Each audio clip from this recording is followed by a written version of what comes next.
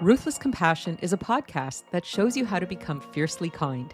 I'm the host, Dr. Marcia Sirota, and in each episode, I get into it with experts and regular folks about the things that get in the way of what we want. Things like addiction and mental health, isolation and loneliness, difficult family and work relationships, and the importance of self-care.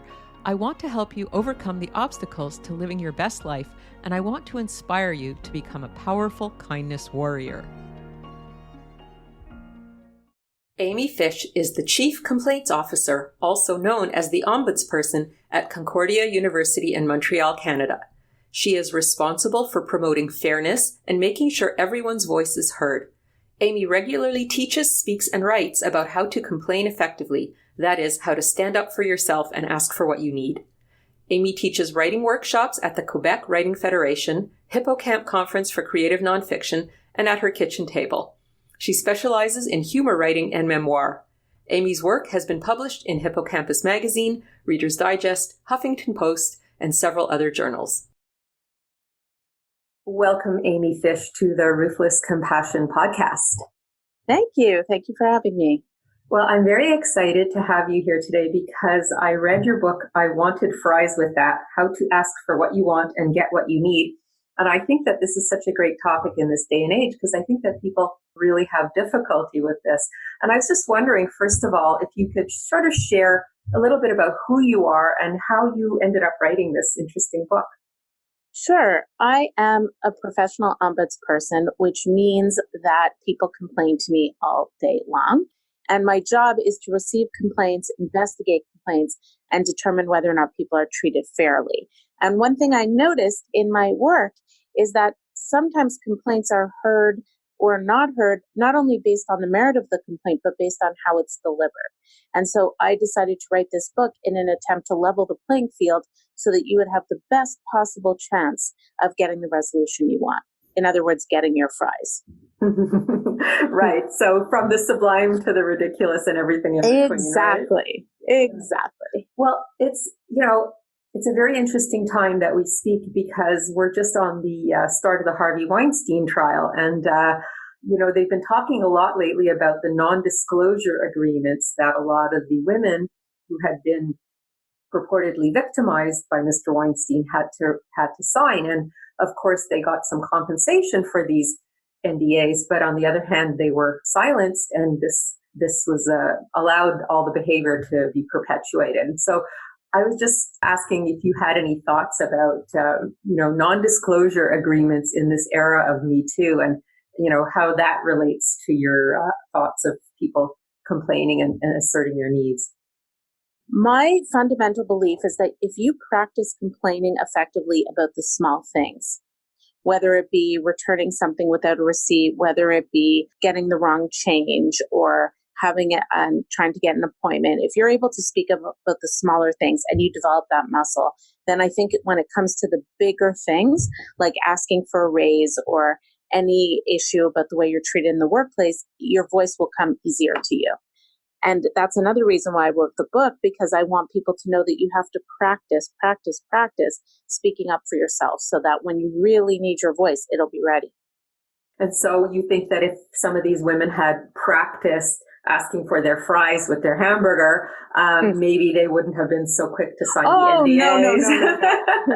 No.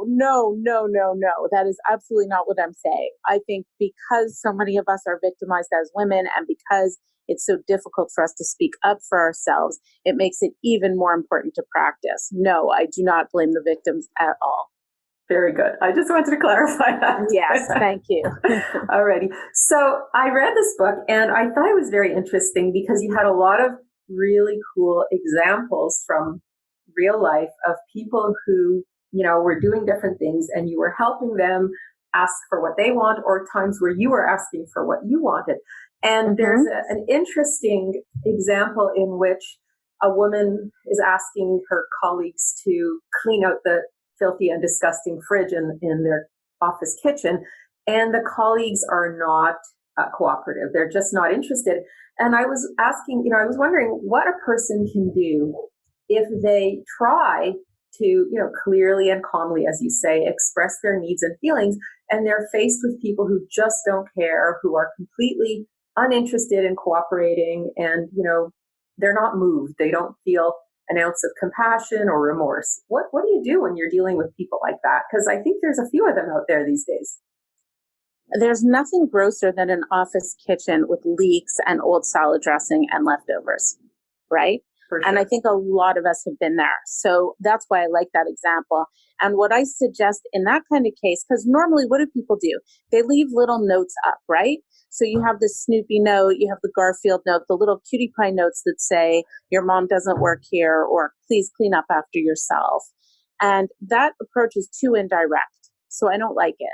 I think what you need to do in that kind of situation is make the problem bigger. So it's not only about you not cleaning out the fridge, it's if the fridge continues to be dirty, we might lose our quality certification, or we might have our kitchen closed down, or we might get our coffee maker taken away, which I don't know about where you work, but where I work, that would be really sad. We're on the 10th floor. It's a long way down to pick up coffee. So we rely very heavily on our coffee machine. And so you have to take it out of the you're not cleaning up and make it into what is the bigger problem here that we're all going to face.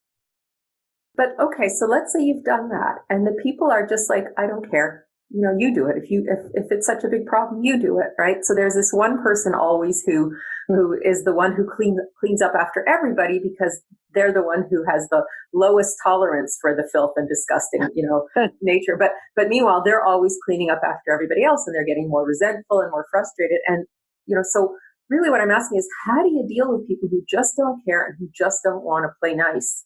Like, what do you do when you're confronting people like that? My opinion, and I talked about this a couple of times in the book, is that you can't change other people. You can only change yourself. So you cannot force people to clean the kitchen if they don't want to clean the kitchen. So now you've spoken to them about it. You've tried to make it bigger, and you're saying they still don't care. They're saying, great, clean it up yourself. Then at that point, you have a decision to make. Option one, clean it up yourself and just decide that that's what you're going to do. Option two, stop using the kitchen. If that means putting a little fridge under your own desk, if that means having a little coffee maker, if that means bringing a thermos from home, then you separate yourself from the kitchen.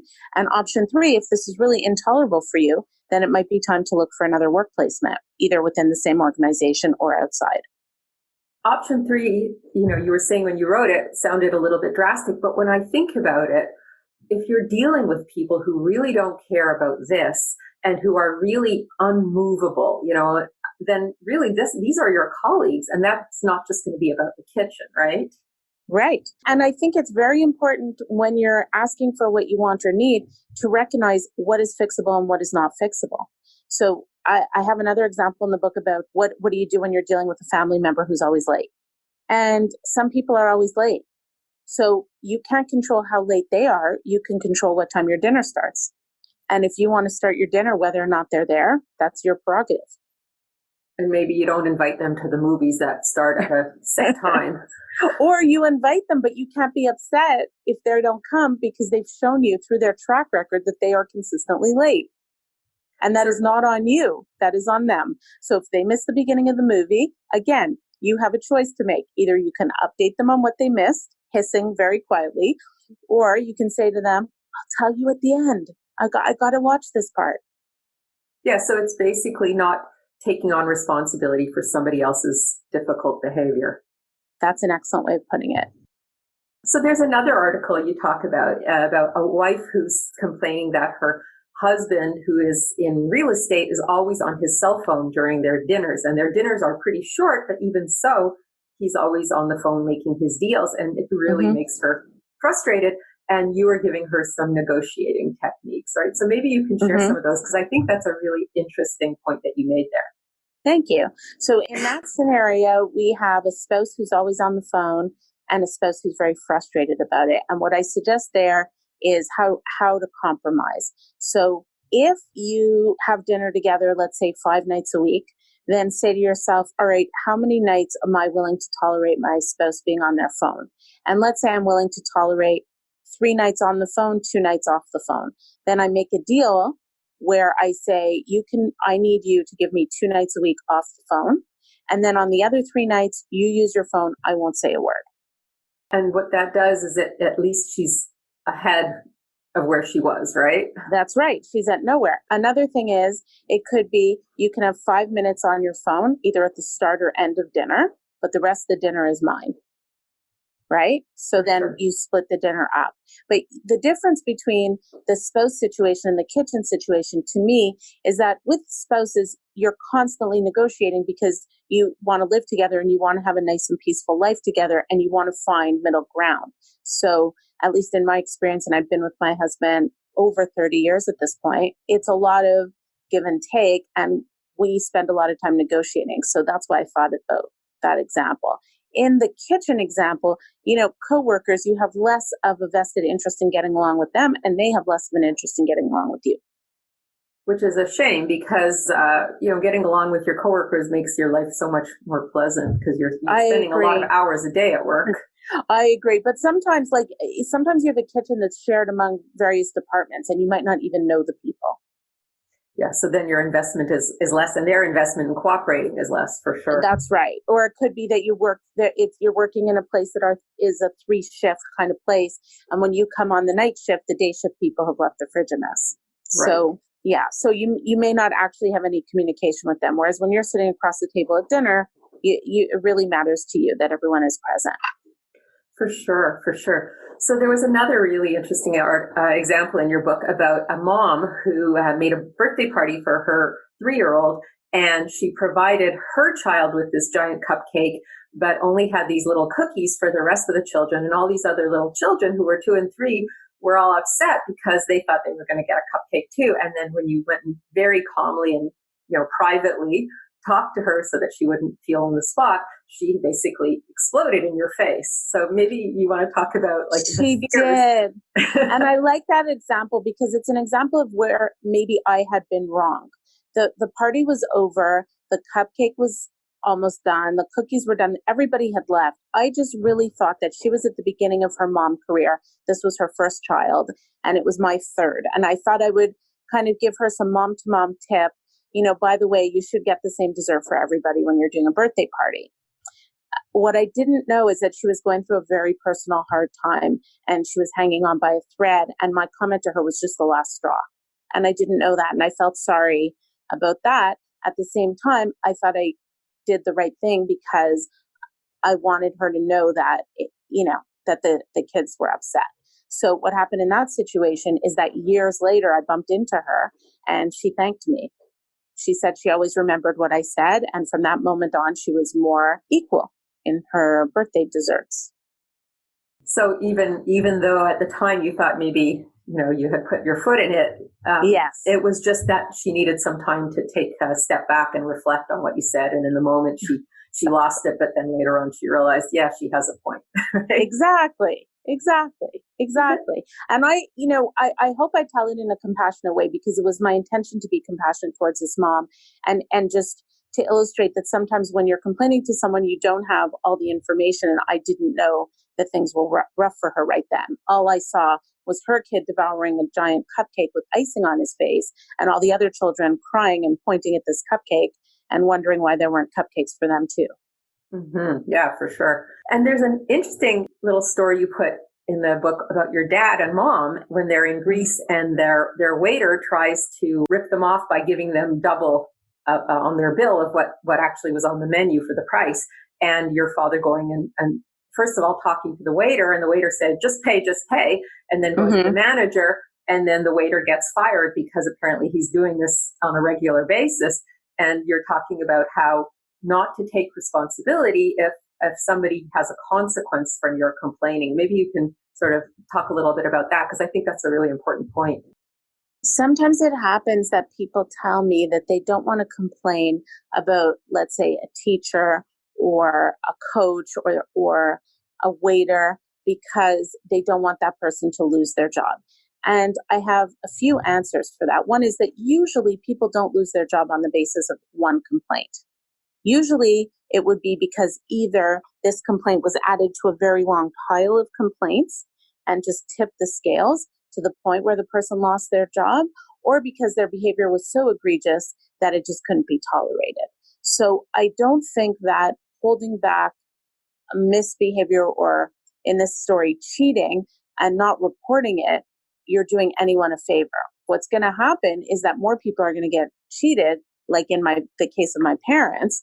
And what my dad did by speaking up and pointing it out was, I think, the right thing to do, not only for himself, but for everybody else who was going to go to that restaurant and have this waiter serve them and charge them double. And now there's a stop to it.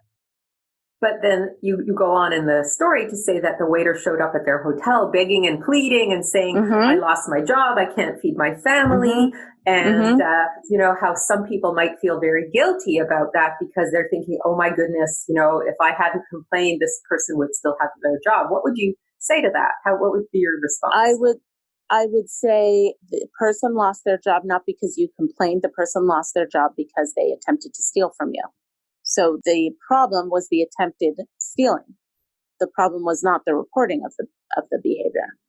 So what do you think it is about us where we want to take responsibility for somebody else's consequences? Like we feel guilt when we make a complaint and the other person gets fired. What is that about human beings? I feel like I should be asking you that question. I'm out of my depth. I mean, I think that a lot of people don't speak up because they're not sure where to start. And I think people are concerned about conflict. I think it's also important to remember that justice is a value that many of us hold dear. And to have justice served, you really need to speak up in the face of things that are not just. Yeah, I agree with you. And okay, so if you want a little bit of my expertise, I would say that I think sometimes people feel a lot of compassion for other people, and it's kind of misplaced compassion because they feel bad when someone gets an appropriate consequence, but the appropriate consequence was exactly what was supposed to happen. And so I think we don't have to take it on as our own responsibility if somebody gets a consequence for their bad behavior. And if we're pointing out the bad behavior, we're not the one in the wrong. And I think that's what people really need to understand, and that it's good to be compassionate, but our compassion also has to be mixed with a little bit of backbone. That's why I like the ruthless compassion name for my podcast and for my institute, because the ruthless part is to say, you did this thing, you're responsible for it. And if you didn't want the consequences in the first place, you shouldn't have done it. Right. Exactly. And I also think that we have to remember that we don't always have all the information. So in the case of the waiter, where the waiter comes begging back and says, I need my job, I have to feed my kids. I don't know if that's true. I don't know if the waiter has kids. Right, because he already lied. He already lied. Yeah. So I don't know if he owes money to a bookie, right? I don't know if he has a substance abuse problem. And again, I'm not judging him for any of that because, we all have our ups and downs in life. It's more, that's not something I'm going to pay for. Exactly. Yeah. And I think that's really good. We shouldn't assume that, if somebody has a consequence and then they're crying, that, the things they're crying about are any more honest than the original behavior. Mm-hmm. Exactly. Cool. So, you wrote a book about how to ask for what you want and get what you need. And obviously you wrote a book because it's necessary. So why do you think it's so hard for people to ask for what they want? I think a lot of us have difficulty putting our needs first. And in a situation where I want something and you want something, it might be the kind of thing where I give up easily, where I don't have a receipt, so I'm not even going to try and return this. Or somebody's reclining their seat too far back on the airplane. Oh, they must be tired. I'll just suffer with my elbows around my ears. And I think at the same time as being compassionate, we can still have our interests served. And I think it's okay to have needs and wants. I really believe that. So you're basically talking about ruthless compassion. Well, yes, there's a tie-in right there. Cool. Yeah, and I think about people and their childhoods, because I do a lot of work with people who had difficult childhoods.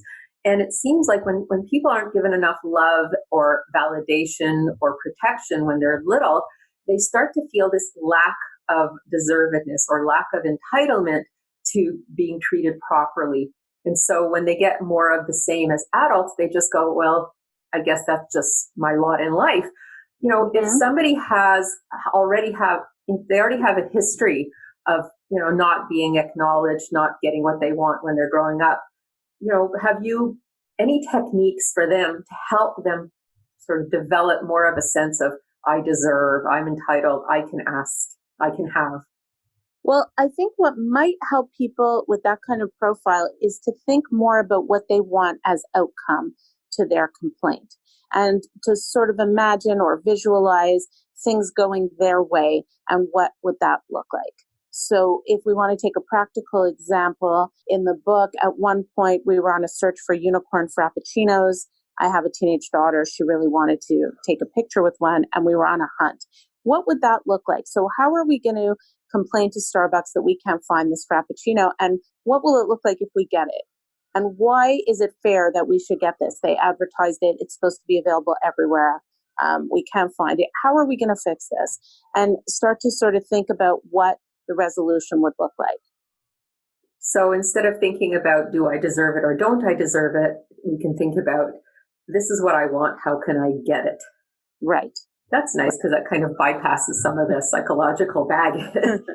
Well, I mean, look, I'm a big believer in working on your psychological baggage, but that has to happen concurrently sometimes. Sometimes you have years and years of work to do. And in the meantime, you just really want a cup of coffee. For sure. You want your unicorn frappuccino. Yes, you want your unicorn frappuccino, or you want your dry cleaning. Well, that story we were unable to resolve. But I mean, a lot of times the dry cleaner makes a mistake and you just want it fixed. At the same time, you're sort of re-examining your place in the world and your worthiness. But I don't want that to stop you from trying to get your smaller problems resolved.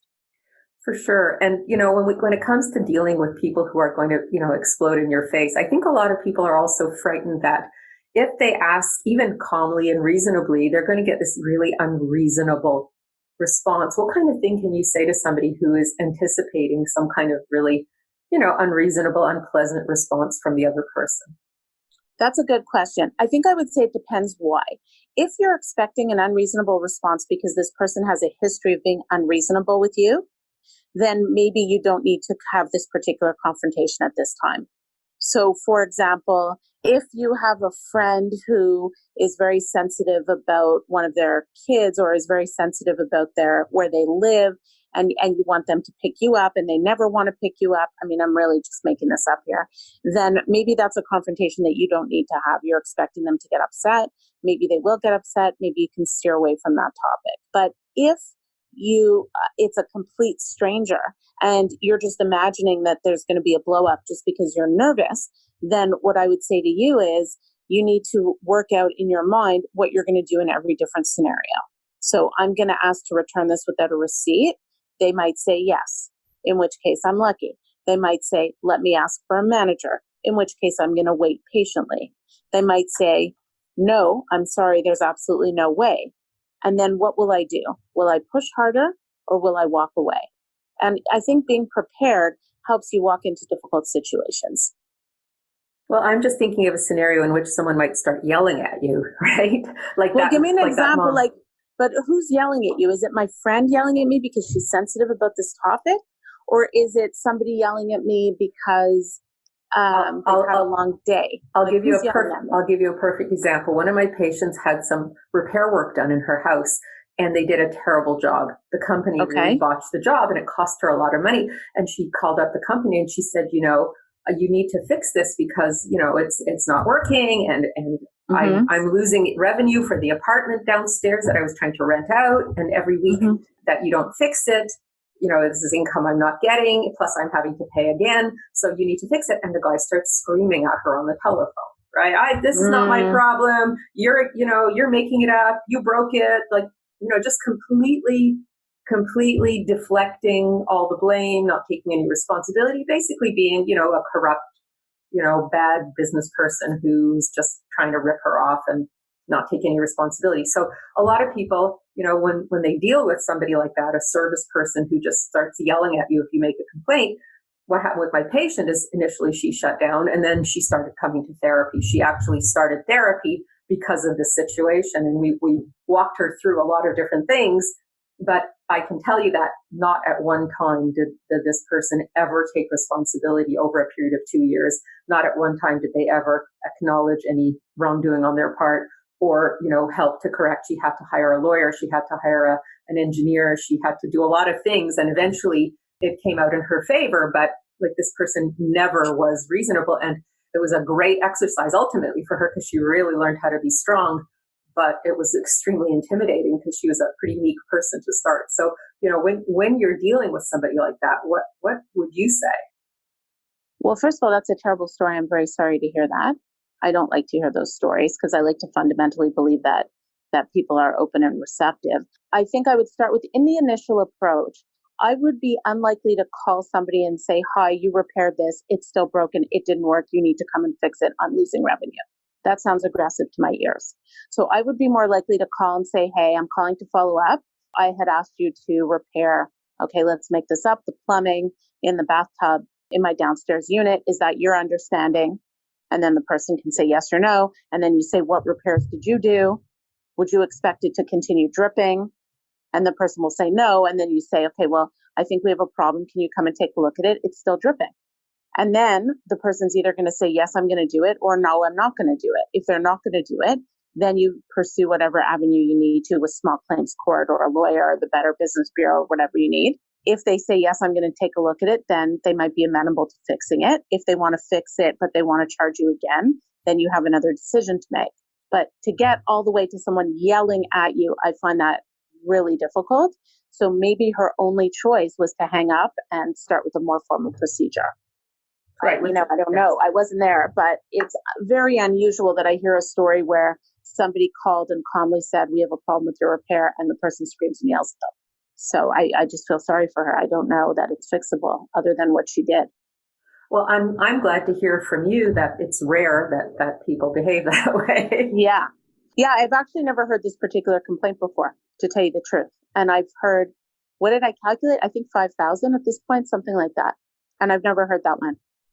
Interesting. Well, maybe this was just one particular company that was interesting. Yeah, so I'm sorry for her. I mean, a more confident person, it depends where you're at in your life, right? Because a more confident person could say, sir, I'm calling you for assistance and you're yelling at me. Mm-hmm. And then if the person continues to yell, you say, if you continue to yell at me, I'm going to have to hang up the phone. And then you hang up. And then you can ask to speak to someone else, or if the company is small, then you just don't pay. Unfortunately, she had paid in advance, which a lot of people do, right? Yeah. But she did the right thing. She went after them. I don't know that she had a choice. No, I think she did the right thing too. And I think the most important thing was that she learned that, all the things you're talking about today, she learned that she has a right to ask for what she wants. She doesn't have to take responsibility if somebody's upset with her because she's asked for what she wants. And she doesn't have to take on responsibility for the consequences if there are any, if the person has done something wrong. So I think she learned all those lessons. I mean, the worst part too is that sometimes this is preventable, because sometimes we are in a rush, or we need to have something repaired. We want it quick. We might not do all our homework in advance. And it's not helpful for someone to point that out, because it's just like when something accidentally gets deleted and someone says, oh, why didn't you put it in your cloud? Like, if I would have thought of that, I wouldn't be in this mess right now, right? So sometimes we all make mistakes where we don't back things up, or we're not totally careful. In her case, she might have gone ahead and gotten a repair without checking all the references. Yeah, for sure. I mean, that has to be said. But again, I don't blame her, because I make mistakes all the time. And sometimes I'm rushing and I might not be as careful as I should. And sometimes it does make sense to pay in advance for whatever reason. And so we're all guilty of that. But, when you're not lucky, then it all just comes and piles up with you. For sure. And I think that we can't blame ourselves all the time when things don't go right, because if they go right, we think, we don't think about what we might have done wrong. And when they go wrong, then it's all about us. But yeah, like exactly. You say, sometimes it's just bad luck. It sounds like this is a case of bad luck, and I'm sorry for her. Well, she sorted it out, and things are going well now. But it was quite the ordeal. And the one good thing was it got her into therapy. And sometimes, these life crises, these really difficult problems that a person doesn't know how to solve, it propels them to get help, and then we can deal with all the real issues that are really underneath, and all the things that they really need to deal with, which has very little to do with whether this company is corrupt or not. Right. Right. That's interesting. Yeah. That's an interesting one. Mm-hmm. I know you wrote a book about how to ask for what you want and get what you need, but What kind of people do you think really would benefit from this book? I think people who wish they had more of a voice would benefit from this book. People who are starting out the year, they want to build this muscle. One of their resolutions is, I want to speak up more. I never know what to say in these situations. I walk away and then I sort of kick myself. I think that's the number one audience for this book.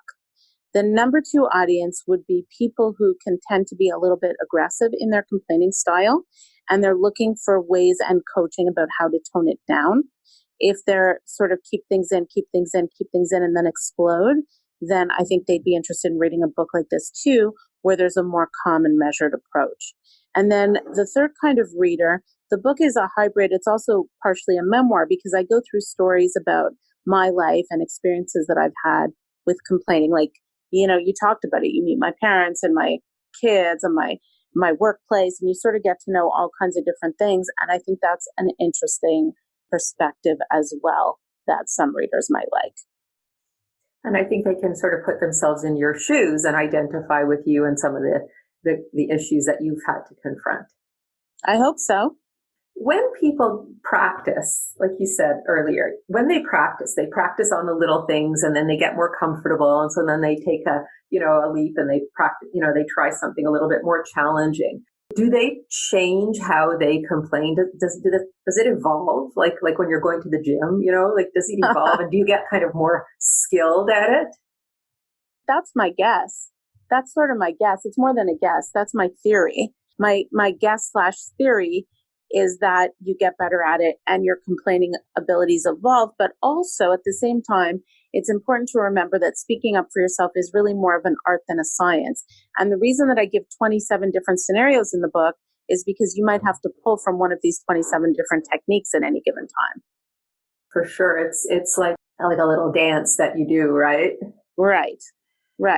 So at one point it might be about being clear of what you want. At another point, it might be being prepared to compromise, like in the cell phone example. At another point, it might be, just walking away. Like if you really can't get people to clean your kitchen, then you have to disengage. So these are all different techniques, and it depends what the situation is, what you're going to use. There's a little bit of a yin and yang in your book in the sense that you talk a lot about speaking up, but I think there's also something a little bit implicit about how to listen, right? Because in order to speak up, I think you also have to be able to be a good listener and kind of test the waters and listen for what people are going on about and who they are and how they are. Would you like to say something about that? I think that is a very good point. I think as an ombudsperson, I spend a lot of time listening and a lot of time asking questions and a lot of time putting myself into different kinds of shoes. By the way, I love shoes. It is my pleasure to put myself into all different kinds of shoes and think about all the different things that are impacted by this, all the different aspects of your life that are impacted by this complaint. So I think you're right. It's listening to what the person's saying. It's listening to what they're not saying. And those are all important facets in treating a complaint and in speaking up. For sure, because if I think about, how we communicate with each other, if we are just coming from a place of our own assumptions or our own projected anxieties, then we might come across as either too meek or too aggressive, but not the appropriate tone for the person that we're talking to. But if we listen and we pay attention to who we're actually speaking to, then, that the part of the word commune can actually happen. And we're probably more likely to get what we need. Yeah, that's true. I have a cousin who works in New York, and he's a consultant who helps people do things like build their personal brand and helps people network. And he works with executives. And one thing that he teaches that has been a valuable lesson to me is that he always teaches you don't know what's going on for the other person. So they may have received very bad news today. They may have a sick pet. They may have received very good news. They might be distracted waiting for results of a math exam they took.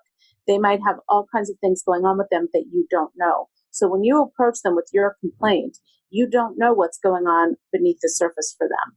And so you need to look for clues about where they're at and maybe not come on too strong or not come on too gentle. Sort of, you mentioned it was a dance.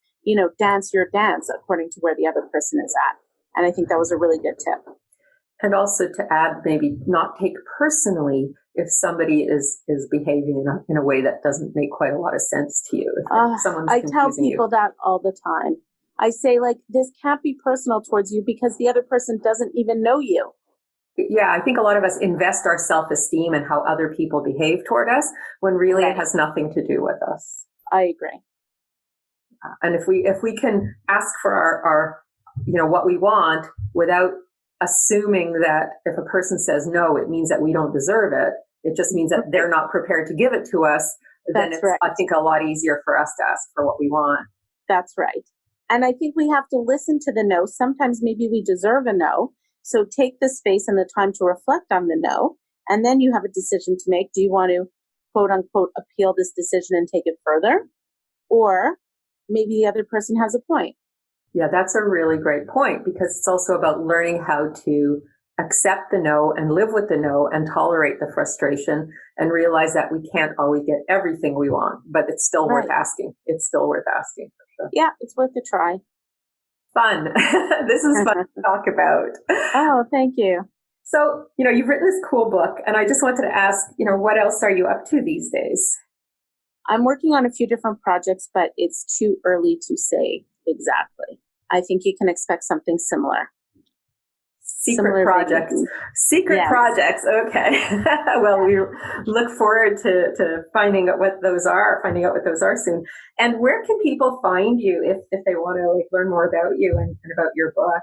The best place to find me is amyfishwrites.com. And I also am very active on Instagram, which is also amyfishwrites. Cool. And you're located in Montreal, right? Yes. So you're a Canadian. Yay. I always like to support my fellow Canadians in this podcast. Oh, thank you. For the end, just to wrap up, I always like to ask my guests for a call to action for the listener.